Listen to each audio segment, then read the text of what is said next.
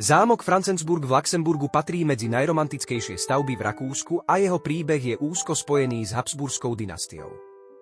Nachádza sa v rozsiahlej parkovej krajine pri meste Luxemburg, približne 20 km južne od Viedne.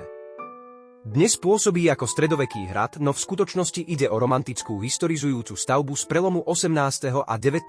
storočia. História miesta však siaha oveľa ďalej. Luxemburg bol obľúbeným miestom oddychu habsburských panovníkov už v 14. storočí.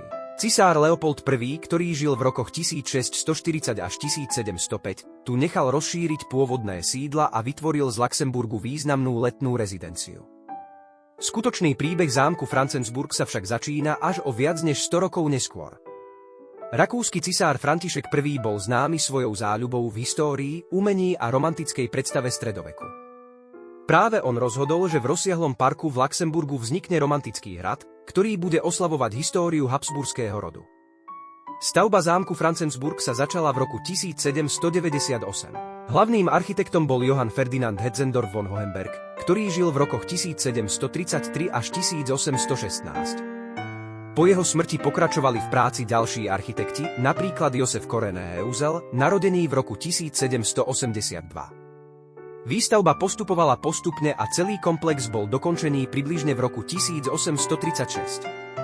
Zámok bol postavený na umelom ostrove uprostred jazera v anglickom krajinárskom parku. Tento park bol navrhnutý ako romantická krajina plná mostov, ruín a historických prvkov. Franzensburg tak mal pôsobiť ako starobilý hrad, ktorý stojí na tomto mieste už celé stáročia. Názov Franzensburg znamená doslova Františkov hrad. Bol pomenovaný na počesť cisára Františka I. Hrad však neslúžil ako obytná rezidencia. Bol skôr múzeom a pamätníkom habsburskej histórie. Cisár František tu zhromaždil množstvo umeleckých diel, historických predmetov a architektonických prvkov zo starších, často zaniknutých stavieb.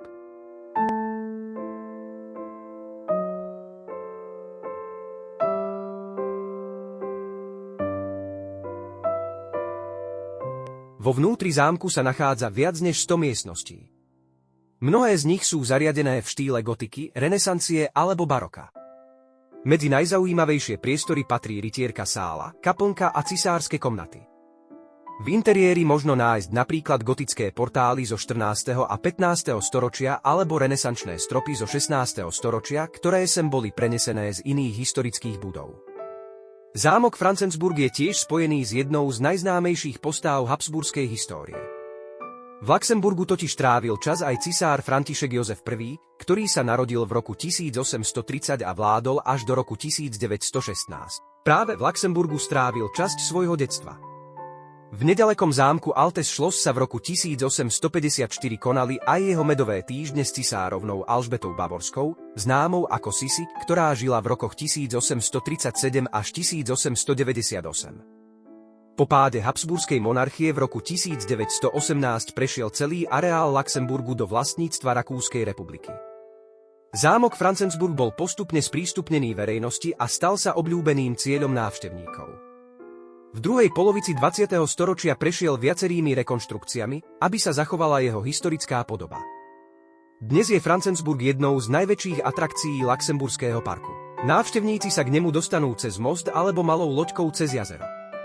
Pri prechádzke jeho sálami môžu objaviť viac než 6 storočí rakúskej histórie, ktoré cisár František I symbolicky zhromaždil na jednom mieste. Franzensburg tak nie je skutočným stredovekým hradom, ale romantickou predstavou o minulosti. Je to pamätník histórie, architektúry a dynastie, ktorá formovala strednú Európu po celé stáročia. A práve preto patrí tento zámok medzi najzaujímavejšie historické miesta v okolí Viedne.